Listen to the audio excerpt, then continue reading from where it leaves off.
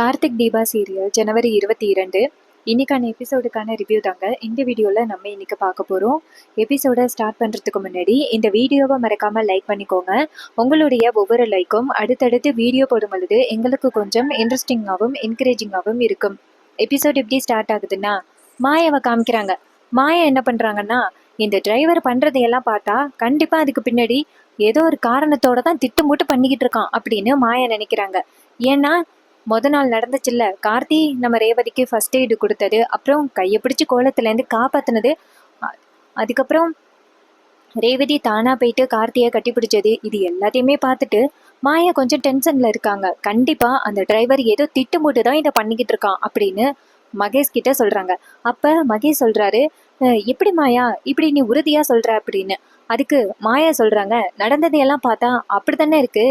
இங்க பாரு, அந்த டிரைவர் என்ன நினைச்சுக்கிட்டு இருக்கான்னு தெரியுமா? ஒருவேளை அந்த ரேவதி கூட அவன் அப்படி க்ளோஸா பழகுனா கண்டிப்பா நம்ம கோவப்பட்டு அந்த கல்யாணத்தை நிப்பாட்டிட்டு பொண்ணே வேணான்னு சொல்லிட்டு போயிடுவோம் அப்படின்னு நினைச்சுக்கிட்டு இருக்கான். அந்த கேப்பை அவன் பயன்படுத்தி அந்த ரேவதியை கல்யாணம் பண்ணலாம் அப்படின்னு திட்டம் போட்டுக்கிட்டு இருக்கான். என்னமோ நமக்கு எதுவுமே தெரியாத மாதிரி அவன் அப்படி பண்ணிக்கிட்டு இருக்கான் அப்படின்னு. அதுக்கு மகேஷ் சொல்றாரு, ரேவதி டக்குன்னு மாறி போய் கார்த்திய அந்த டிரைவரை கல்யாணம் பண்ணிடுவாளா அப்படின்னு. அதுக்கு மாயா சொல்றாங்க, இங்க பாரு, ரேவதிக்கு உன் மேல ஒன்றும் காதல் கிடையாது, ஜஸ்ட் சிம்பத்தி மட்டும்தான். எங்க உன் அண்ணன் வந்துட்டு அவளோட அம்மாவால இறந்துட்டானே அப்படிங்கறதுக்காக தான் நம்ம குடும்பத்துக்கு ஹெல்ப் பண்ணிக்கிட்டு இருக்கா, உன்னையும் கல்யாணம் பண்ண போறா. மற்றபடி அவளுக்கு உன் மேலெல்லாம் காதெல்லாம் கிடையாது. டக்குன்னு கார்த்திய அந்த டிரைவரை காதலிக்க ஆரம்பிச்சா அப்புறம் நம்ம பாடு திண்டாட்டம் தான் அப்படின்னு. அப்ப மகேஷ் சொல்றாரு, ஆமா மாயா, நீ சொல்றது சரிதான். நாங்க 2 பேருமே அதிகமா எங்க ஊர் சுத்தினது கிடையாது, அதிகமா போன் பேசினதும் கிடையாது. ஜஸ்ட் கல்யாணம் பண்ண போறோம், அவ்வளவுதான். மற்றபடி அவளுக்கு என் மேல எந்தவித சிம்பத்தியோ லவ்வோ கிடையாது அப்படின்னு. இதை கேட்டதோட மாயா சொல்றாங்க, இதுக்குதான் பயப்படுறேன். அந்த டிரைவர் மட்டும் இடையில புகுந்து அந்த ரேவதிய அவன் வலையில சிக்க வச்சா அதுக்கப்புறம் இந்த கல்யாணம் நின்று போயிடும் அப்படின்னு. இதை கேட்டதோட மகேஷ் சொல்றாரு, ஐயோ அப்படி விடவே கூடாதே, நான் எப்படியாவது ரேவதிய கல்யாணம் பண்ணாதான் நம்ம நினைச்ச மாதிரி பணக்கார வாழ்க்கைய வாழ முடியும் அப்படின்னு. அதுக்கு மாயா சொல்றாங்க, அதுக்கு தானே நான் இப்படி போராடிக்கிட்டு இருக்கேன். இங்க பாரு, நம்மளோட திட்டம் என்னன்னா அந்த ரேவதி மாறாம இருக்கணும், அதோட அந்த டிரைவர் வீட்டில் இருக்கக்கூடாது, அதுக்கு நம்ம ஏதாவது பண்ணணும் அப்படின்னு சொல்ல மகேஷ் சொல்றாரு, இங்க பாரு மாயா, நீ கண்டிப்பா அந்த டிரைவரை வீட்டை விட்டு துரத்திடுவேன்னு எனக்கு நம்பிக்கை இருக்கு. நீ என்ன பிளான் வேணாலும் பண்ணு, நான் உனக்கு துணையா இருக்கேன் அப்படின்னு.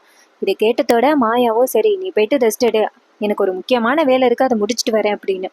இதை கேட்டதோட அவர் கேட்குறாரு, என்ன முக்கியமான வேலை அப்படின்னு. அப்போ மாயா சொல்றாங்க, எல்லாமே இது சம்மந்தமா தான், நீ போயிட்டு ரெஸ்ட் எடு அப்படின்னு சொல்ல இதை கேட்டுட்டு மகேஷும் சரி அப்படின்னு சொல்லிட்டு போறாரு.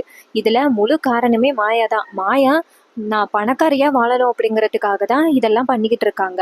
இந்த விஷயத்தை பத்தி சாமுண்டீஸ்வரியால கண்டிக்க முடியல. ஆவுன்னா நேரா சிவனாண்டி தான் இதை பண்ணியிருப்பான் அப்படின்னு சண்டைக்கு போறாங்க. சரி வாங்க கதைக்கு. அப்ப மாயா என்ன பண்றாங்கன்னா, இருட்டுக்குள்ள முக்காடு போட்டுக்கிட்டு நேரா சாமுண்டீஸ்வரியோட வீட்டு வாசலுக்கு போறாங்க. அங்க போயிட்டு அந்த செவத்துல ஒரு ஜாக்பீஸ் எடுத்து பெரிய ஹார்ட்டா வரைகிறாங்க. பெரிய ஹார்ட் வரைஞ்சி அதுல அம்பு போட்டு உள்ளார சாமுண்டீஸ்வரியின் டிரைவர் அப்படின்னு போட்டு கீழே ரேவதின்னு போடுறாங்க. ஸோ இது என்னன்னு உங்க எல்லாருக்குமே புரிஞ்சிருக்கும். அவங்க 2 பேருக்கும் காதல் இருக்கு அப்படிங்கிறத எல்லாரும் பேசணும் அப்படிங்கிறதுக்காக தான் மாயா இப்படி பண்றாங்க. சாமுண்டீஸ்வரியோட வீட்டு சவத்துல மட்டும் இல்லை, ஊரு ஃபுல்லாவே அதை எழுதி வைக்கிறாங்க. அப்ப மாயா அதை எழுதிக்கிட்டு இருக்கும் பொழுது மாயா சொல்றாங்க, இதை பார்த்தா கண்டிப்பா காலையில ரொம்ப பெரிய பிரச்சனையாகும். சாமுண்டீஸ்வரி கண்டிப்பா கோவப்பட்டு அந்த டிரைவரை வீட்டை விட்டு துரத்துறதுக்கு நிறைய வாய்ப்பு இருக்கு அப்படின்னு ரொம்ப சந்தோஷப்படுறாங்க நம்ம மாயா. அந்த நேரம் பார்த்து பக்கத்து வீட்டில் படுத்து கிடக்குறவரு, என்னப்பா அங்கே சத்தம் அப்படின்னு எந்திரிச்சு பார்க்குறாரு. அப்போ மாயா டக்குன்னு அந்த இடத்துலேருந்து தப்பிச்சு போயிடுறாங்க. அதுக்கப்புறம் மாயா நேராக வீட்டுக்கு போகிறாங்க. வீட்டுக்கு போயிட்டு ரொம்ப சந்தோஷமாக உட்காடுறாங்க நிம்மதியாக. அப்பாடா, எப்படியோ நம்மளோட திட்டத்தை எக்ஸிக்யூட் பண்ணியாச்சு. நாளைக்கு காலையில் நடக்க போகிறத நம்ம ஒருத்திருந்து வேடிக்கை பார்ப்போம். எப்படியா இருந்தாலும் அந்த டிரைவர் கண்டிப்பாக சாமுண்டீஸ்வரி கிட்ட அடி வாங்க போகிறான். அவன் தான் எழுதியிருப்பான் அப்படின்னு சாமுண்டீஸ்வரிக்கு தெரிய போகுது. ஏன்னா அந்த நடந்த நிச்சயதார்த்தத்தில் கூட கண்டிப்பாக இந்த கார்த்திக்கு ஆசை இருக்கு அப்படிங்கிறது தெரிஞ்சு போயிடும் அப்படின்னு. அப்ப மகேஷ் வராது. என்ன மாயா, என்னாச்சு அப்படின்னு. மாயா சொல்றாங்க, நான் நினைச்ச மாதிரியே ஊரு ஃபுல்லா 2 பேரையும் எழுதி வச்சுட்டு வந்துட்டேன், காலையில என்ன நடக்க போகுதுன்னு பாரு அப்படின்னு. அப்ப மகேஷ் சொல்றாரு, ஏன் இப்படி பண்ண அப்படின்னு. அப்ப மாயா சொல்றாங்க, இங்க பாரு, அன்னைக்கு நிச்சயதார்த்தத்துல நீ வந்துட்டு காணாம போயிட்டியல்ல, அந்த நேரத்துல கேப்ல அந்த சாமுண்டீஸ்வரி அந்த டிரைவர் கிட்ட மோதிரத்தை போட சொல்லிட்டா தெரியுமா? விட்டா 2 பேருக்கும் அந்த இடத்துலயே கல்யாணம் நடந்திருக்கும். அந்த சாமுண்டீஸ்வரிக்கு இன்னும் அந்த டிரைவர் மேல கொஞ்சம் கணிசம் இருக்கு. அந்த கணிசத்தை நம்ம குறைக்கணும். அதுக்காக தான் நான் இப்படிப்பட்ட ஒரு வேலையை பண்ணிட்டு வந்தேன். காலையில பாரு என்ன நடக்குது அப்படின்னு. இதை கேட்டதோட மகேஷ் சொல்றாரு, மாயா சூப்பரான பிளான் தான் பண்ற. உன்ன மாதிரி யாராலையும் இந்த மாதிரி பிளான் பண்ண முடியாது அப்படின்னு.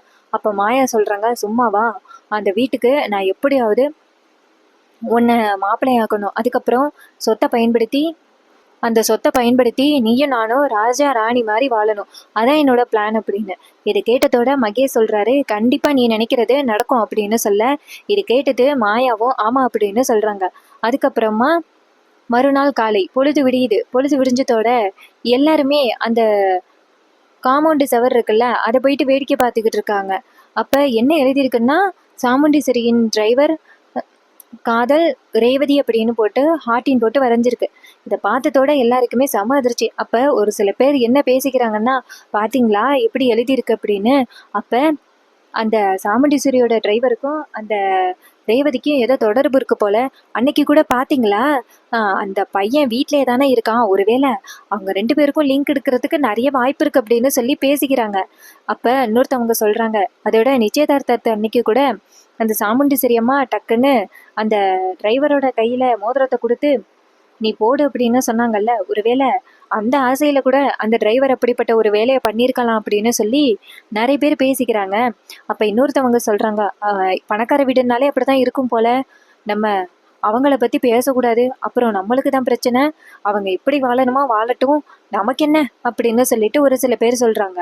இன்னொருத்தர் வந்துட்டு சாமுண்டீஸ்வரியோட வீட்டு வாசல் எழுதியிருக்கிறத பார்த்துட்டு, ஐயையோ என்ன இது அநியாயமா இருக்கு, சரி நம்ம இதை சாமுண்டீஸ்வரி அம்மாட்ட சொல்லிடுவோம் அப்படின்ட்டு அங்கேருந்து சாமுண்டீஸ்வரி அம்மா சாமுண்டீஸ்வரி அம்மா அப்படின்னு கூப்பிட, அப்ப சாமுண்டீஸ்வரி வெளில வந்துட்டு, யார் அது, யார் அங்கேருந்து நின்று கூப்பிடுறீங்க, இங்க வாங்க அப்படின்னு அவர் சொல்றாரு. அம்மா நீங்க முதல்ல இங்க வாங்கம்மா, இங்க ஒரு அநியாயம் நடந்திருக்கு, வந்து என்னன்னு பாருங்க அப்படின்னு. சாமுண்டீஸ்வரி கேக்குறாங்க, அநியாயமா, என்ன நடக்குது அப்படின்னு. அவர் சொல்றாரு, நீங்க வந்து பாருங்கம்மா அப்படின்னு. உடனே சாமுண்டீஸ்வரியும் சரி வரேன் அப்படின்னு சொல்லிட்டு அங்கேருந்து நடந்து போறாங்க. நடந்து போயிட்டு வெளியில பாக்குறாங்க, சாமுண்டீஸ்வரியோட பொண்ணுங்களும் வந்திருக்காங்க. கார்த்தி, மயில்வாகனம், சந்திரா அப்படின்னு எல்லாரும் வராங்க.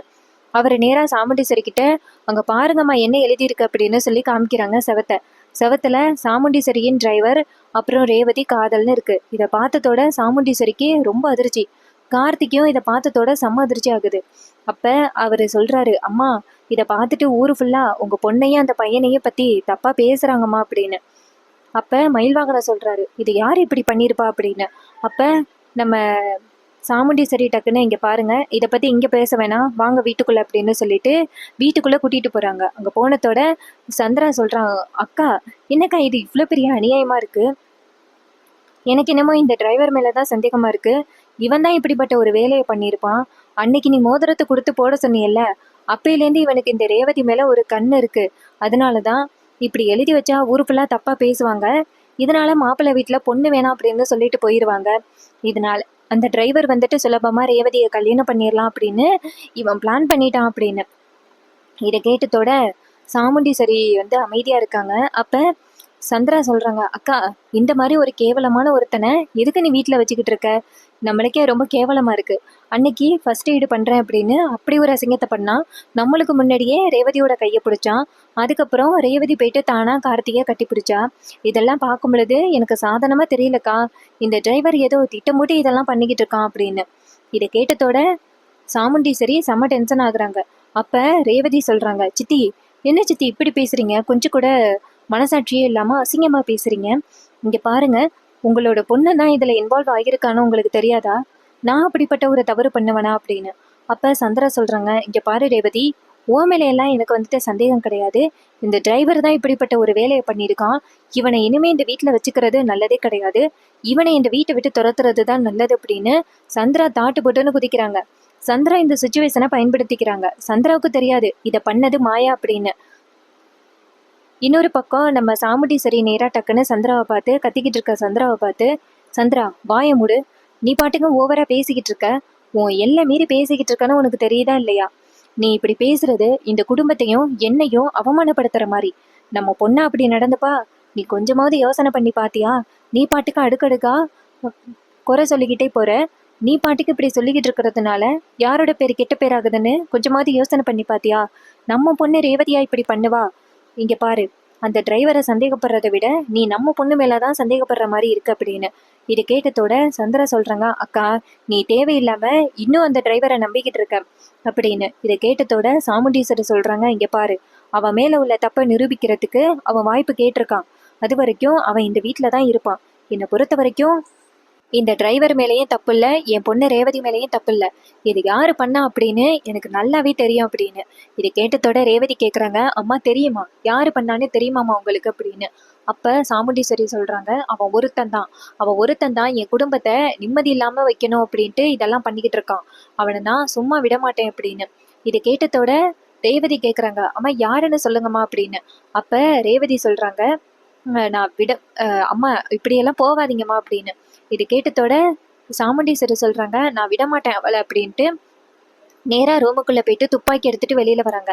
அப்ப ராஜா நேரா சாமுண்டீஸ்வரி கையில இருக்கிற துப்பாக்கியை பார்த்துட்டு, நீங்க பாரு சாமுண்டீஸ்வரி, அவனா இப்படி துப்பாக்கி எடுக்கிறது நல்லதே கிடையாதுமா, ஏமா இப்படி பண்ற அப்படின்னு. சாமுண்டீஸ்வரி சொல்றாங்க, என் கூட யாரும் வராதிங்க அப்படின்னு சொல்லிட்டு அவனை நான் இன்னைக்கு முடிவு கட்டாம விட மாட்டேன், என் குடும்பத்தோட மானத்தையே வாங்கிட்டான்னா அவனை விட மாட்டேன் அப்படின்ட்டு சாமுண்டீஸ்வரி கோவமா போறாங்க. இதை பார்த்துட்டு ராஜா அதிர்ச்சி ஆகுறாரு. அப்ப சந்திரன் நினைக்கிறாங்க, அக்காக்காரி என்ன இவ்வளவு கோவமா போறா? ஒருவேளை சிவனாண்டி தான் இதை பண்ணியிருப்பானோன்னு அக்கா நினைக்கிறாளோ, அதான் கோவப்பட்டு போறாளோ?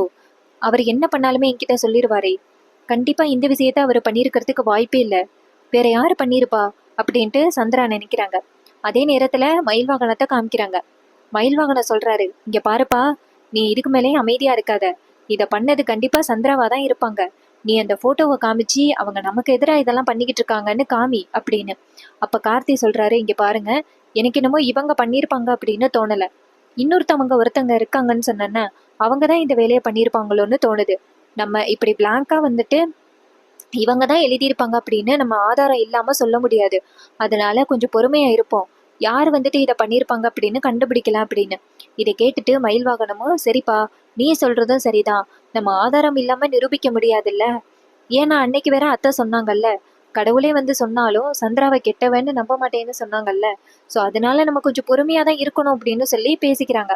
அதே நேரத்துல நம்ம சாமுண்டீஸ்வரி சரியான கோவத்துல ரோட்ல நடந்துட்டு போயிட்டு இருக்காங்க. இன்னொரு பக்கம் சந்திராவுக்கு பயம், அக்காக்காரி வேற இப்படி துப்பாக்கியோட போறா, நேரா அவரை ஏதாவது பண்ணிட்டா என்ன பண்றது அப்படின்னு. இன்னொரு பக்கம் சாமுண்டீஸ்வரி ரோட்ல துப்பாக்கியோட போறதை பார்த்துட்டு 2 பேர் பார்த்துட்டு அதிர்ச்சி ஆக்குறாங்க. ஐயோ என்னடா இது, சாமுண்டீஸ்வரி அம்மா இப்படி கோவமா துப்பாக்கியோட போயிட்டு இருக்காங்க, ஒருவேளை அந்த சவத்துல அவங்க பொண்ணு பேரையும் அந்த டிரைவர் பேரையும் எழுதுனது யாரு அப்படிங்கிறத கண்டுபிடிச்சிருப்பாங்களோ, அவங்களதான் இவங்க துப்பாக்கியெல்லாம் சுட போறாங்களோ அப்படின்னு வேடிக்கை பார்த்துக்கிட்டு இருக்காங்க. கண்டிப்பா இன்னைக்கு ஏதோ ஒண்ணு நடக்க போகுது அப்படின்னு சொல்லி பேசிக்கிட்டு இருக்காங்க. நம்ம சாமுண்டீஸ்வரி சரியான கோவத்துல போயிட்டு இருக்காங்க. சிவனாண்டி வீட்டு வாசல்ல நின்னுக்கிட்டு இருக்காரு. அப்ப சாமுண்டீஸ்வரி இங்கேருந்து போயிட்டு, ஏய் சிவனாண்டி அப்படின்னு சொல்லிட்டு சிவனாண்டியோட தலைக்கு நேரா துப்பாக்கியை வைக்கிறாங்க. இதை பார்த்து சிவனாண்டி நேரா சாமுண்டீஸ்வரிய பார்த்து, என்ன சாமுண்டீஸ்வரி, நேரா வந்து என்கிட்ட வந்திருக்க, என்ன பிரச்சனையா அப்படின்னு. அப்ப சாமுண்டீஸ்வரி சொல்றாங்க, நீ இப்படிப்பட்ட ஒரு கேவலமான வேலையை பார்ப்பன்னு நான் எதிர்பார்க்கவே இல்லை, நீ மோதுறதா இருந்தா என்கிட்ட மோத வேண்டியதானே, எதுக்கு என் பொண்ணை அவமானப்படுத்துற அப்படின்னு. அப்ப சிவனாண்டி கேக்குறாரு, என்ன உன் பொண்ணை அவமானப்படுத்தினா, என்ன சொல்ற சாமுண்டீஸ்வரி, தெளிவா சொல்லு அப்படின்னு. அப்ப சாமுண்டீஸ்வரி சொல்றாங்க, இங்க பாரு, என் வீட்டுல உள்ள டிரைவர் பேரையும் ரேவதி பேரையும் ஊர் ஊரா எழுதி வச்சு இந்த மாதிரி கல்யாணத்தை நிப்பாட்டலான்னு பண்றியா அப்படின்னு. அப்ப சிவனாண்டி சொல்றாரு, ஏ சாமுண்டீஸ்வரி, அதை நான் ஒண்ணும் பண்ணல அப்படின்னு. இதை வந்து மாயா ஒளிஞ்சிடுன்னு பாக்குறாங்க. மாயா நினைக்கிறாங்க, சிவனாண்டிக்கு இவங்களுக்கும் பிரச்சனை வரும், இதனால கல்யாணம் எந்த பிரச்சனையும் இல்லாம நடக்கிறதுக்கு வாய்ப்பு இருக்கு அப்படின்னு மாயா சந்தோஷமா பாத்துக்கிட்டு இருக்காங்க. அப்ப சிவனாண்டி சொல்றாரு, இங்க பாரு, தேவையில்லாம என்ன பழி போடாத, நான் அப்படி உன் பொண்ணோட கல்யாணத்தை நிப்பாட்டணும் அப்படின்னா நேருக்கு நேராதான் எந்த திட்டமா இருந்தாலும் பண்ணுவேன், இப்படி ஒளிவு மறைவாலாம் பண்ண மாட்டேன் அப்படின்னு. அப்ப சாமுண்டீஸ்வரி சொல்றாங்க, இப்படி ஒரு பொண்ணை அவமானப்படுத்தி பண்ணிருக்கே, உனக்கு வெக்கமா இல்லையா அப்படின்னு. சிவனாண்டி சொல்றாரு, இங்க பாரு, என்னதான் இருந்தாலும் அவ ஓ பொண்ண நான் அப்படி அவமானப்படுத்துவனா, நீ யோசனை பண்ணி பாரு சாமுண்டீஸ்வரி, இப்படி கோவப்படாத அப்படின்னு. அப்ப சாமுண்டீஸ்வரி நேரா சிவனாண்டியை பார்த்து, இங்க பாரு, என் பொண்ணோட கல்யாணத்தை நிப்பாட்டுறதுக்காக கண்டிப்பா நீ ஏதாவது முயற்சி பண்ணுவ அப்படின்னு எனக்கு நல்லாவே தெரியும், உன்னை சும்மா விட மாட்டேன் அப்படின்னு. அப்ப சிவனாண்டி சொல்றாரு, இங்க பாரு சாமுண்டீஸ்வரி, இப்ப கூட சொல்றேன், அப்படி நான் பண்ணியிருந்தா நான் எல்லாருக்கும் முன்னாடி நான் தான் பண்ணினேன் அப்படின்னு ஒத்துப்பேன். ஆனா இந்த காரியத்தை நான் பண்ணல. ஆனா எனக்கு ஒரு சந்தோஷம் என்னன்னா, நான் மட்டும்தான் உனக்கு எதிரி அப்படின்னு நினைச்சுக்கிட்டு இருந்தேன். ஆனா உனக்கு இன்னொரு எதிரி வந்திருக்கிறானா, எனக்கு ரொம்பவே சந்தோஷமா இருக்கு அப்படின்னு. இது கேட்டதோட சாமுண்டி சரி டென்ஷன் ஆகுறாங்க. அப்ப அந்த சிவனாண்டி சொல்றாரு, இங்க பாரு, நான் எழுதல, கண்டிப்பா சொல்றேன், நான் எழுதவே இல்லை. எனக்கு என்னமோ உன் வீட்டுல இருக்கிற அந்த டிரைவர் தான் அதை எழுதியிருப்பானோன்னு எனக்கு தோணுது. ஏன்னா நீ தானே ஆரம்பத்துல அவன் கையில மோதிரத்தை கொடுத்து உன் பொண்ணு கையில போட சொன்ன. ஒருவேளை அவன் அந்த ஆசையில கூட இப்படி பண்ணியிருக்கலாம்ல, யோசனை பண்ணி பாரு. ஆனா நான் இப்படி பண்ணவே இல்லை. நான் பண்ணதா இருந்தா ஒத்துப்பேன் அப்படின்னு. இதை கேட்டதோட சாமுண்டி சரி டென்ஷன் ஆகி சிவனாண்டியை பார்த்து, இங்க பாரு, அவன் மேல எந்த தப்பும் இல்லை அப்படிங்கிறது எனக்கு தெரியும். என் வீட்டு டிரைவர் மேல நீ பழி போடவே கூடாது. அவன் எந்த அளவுக்கு ஜென்டில்மேன் அப்படிங்கிறது எனக்கு தெரியும் அப்படின்னு. அப்ப சிவனாண்டி சொல்றாரு, அப்புறம் அந்த செவத்துல எழுதுனது யாரு? நான் இல்லைன்னா வேற யாரா இருக்கும் அப்படின்னு. இன்னொரு பக்கம் மாயா நினைக்கிறாங்க, சிவனாண்டி சூப்பரா அந்த டிரைவர் மேல பழி போடுறான். ஆனா இவ நம்ப மாட்டேங்கிறாளே, இவளை நம்பி எந்த காரியத்திலையும் இறங்க முடியாது போலயே அப்படின்னு டென்ஷன் ஆகுறாங்க. அப்ப சாமுண்டி சரி சரியான கோவத்துல துப்பாக்கியால வானத்தை பார்த்து சுட்டுக்கிட்டு கோவமா போறாங்க. அப்ப சிவனாண்டி பார்த்துட்டு புல்லட்டு தான் வேஸ்ட் அப்படின்னு சொல்ல சாமுண்டி சரி கோவமா மறுபடியும் போறாங்க. இதை பார்த்ததோட மாயாவுக்கு செம்ம கோவம். சே, எப்படியாவது அந்த டிரைவர் மேல சந்தேகப்பட்டு டிரைவரை வீட்டை விட்டு துரத்துவா அப்படின்னு பார்த்தா இவ நேரா இந்த சிவனாண்டி கிட்ட சண்டைக்கு வரா. இவளுக்கு என்ன அப்படி அந்த டிரைவர் மேல அவ்வளோ நம்பிக்கை அப்படின்ட்டு செம்ம டென்ஷன் ஆகுறாங்க மாயா. மாயா எதிர்பார்த்தது என்னன்னா, அந்த சாமுண்டி சரி அந்த டிரைவரை சந்தேகப்பட்டு டிரைவரை வீட்டை விட்டு துரத்துவா அப்படின்னு நினைச்சுக்கிட்டு இருந்தாங்க. ஆனா நடந்ததே வேறையா இருக்கு. அதனால மாயாவுக்கு செம்ம டென்ஷன். அப்ப சிவனாண்டி சொல்றாரு, யார் அந்த வேலையை பண்ணியிருப்பா அப்படின்னு சிவனாண்டிக்கு ஒரே சந்தேகம். அதுக்கப்புறம் கார்த்தியையும் மயில் வாகனத்தையும் காமிக்கிறாங்க. அப்ப கார்த்தி சொல்றாரு, பாத்தீங்களா சாமுண்டீஸ்வரி மேடம் என் மேல எந்த அளவுக்கு நம்பிக்கை வச்சிருக்காங்க அப்படின்னு. மயில் வாகனம் சொல்றாரு, இது எல்லாத்துக்கும் காரணம் நீ நடந்துகிட்ட விதம் தான் சாமுண்டீஸ்வரி அம்மாவை கவர்ந்திருக்கு. அவங்க இந்த அளவுக்கு யாரு மேலேயும் நம்பிக்கை வச்சு நான் பார்த்ததே கிடையாது, முக்கியமா ஆம்பளைங்க மேல. ஆனா உன் மேல அவ்வளவு நம்பிக்கை வச்சிருக்காங்க அப்படின்னா நீ அந்த அளவுக்கு ஜென்டில்மேனா நடந்துகிட்ட அப்படின்னு. அப்ப கார்த்தி சொல்றாரு, ஆமா, ஃபர்ஸ்ட் அது யாருன்னு கண்டுபிடிக்கணும் அப்படின்னு. அப்ப மயில் வாகனம் சொல்றாரு, சின்ன மாமியார் இல்ல கண்டிப்பான்னு சொல்றேன். அப்புறம் வேற யாரு, அந்த மூணாவது பர்சன் யாரு அப்படின்னு. அதுக்கு கார்த்தி சொல்றாரு, அதுதான் யாருன்னு தெரியல. யாரோ மறைமுகமா இருந்து இந்த குடும்பத்தை பழிவாங்கறதுக்காக இப்படி பண்ணிக்கிட்டு இருக்காங்க. அவங்க யாரு அப்படிங்கிறத நம்ம கண்டுபிடிக்கணும். அவங்க யாருன்னு கண்டுபிடிச்சிட்டா நமக்கு இந்த விடையெல்லாம் தெரிஞ்சிடும் அப்படின்னு. அப்ப மயில் வாகனம் சொல்றாரு, அவங்க அடுத்த பிரச்சனையை ஆரம்பிக்கிறதுக்குள்ள நீ சீக்கிரம் அவங்க யாருன்னு கண்டுபிடிச்சு சாமுண்டீஸ்வரி மேடத்துக்கு எதிர்க்க வந்து நிப்பாட்டு. அப்பதான் நம்மளுக்கு உண்மையெல்லாம் தெரிய வரும் அப்படின்னு. இது கேட்டதோட கார்த்தியும் சரி அப்படிங்கிறாரு. கார்த்தி எப்படி கண்டுபிடிக்க போறாரு? அந்த மாயாவும் மகேஷும் கார்த்தி கிட்ட சிக்குவாங்களா? அவங்க எப்படிப்பட்டவங்க அப்படின்னு ரேவதிக்கு தெரிய வருமா? கல்யாணம் கேன்சல் ஆகுமா? கல்யாணம் கேன்சல் ஆகுறதுக்கு பதிலாக கார்த்திக்கும் ரேவதிக்கும் கல்யாணம் நடக்குமா? இது எல்லாமே அப்கமிங் எபிசோடில் ரொம்ப ரொம்ப இன்ட்ரெஸ்டிங்காக தொடர்ந்து நடக்க போகுது. இதே மாதிரி இனிமே அப்டேட்ஸை நம்ம சேனலில் நீங்கள் தொடர்ந்து வாட்ச் பண்ணணும் அப்படின்னா மறக்காமல் நம்ம சேனலை சப்ஸ்கிரைப் பண்ணிவிட்டு பக்கத்தில் உள்ள பெல்லைக்கானை கிளிக் பண்ணி ஆல்னு செட் பண்ணிக்கோங்க. அப்போ தாங்க நியூ வீடியோஸ் போடும் பொழுது உங்களுக்கு நோட்டிஃபிகேஷன் வரும். தேங்க்ஸ் ஃபார் வாட்சிங்.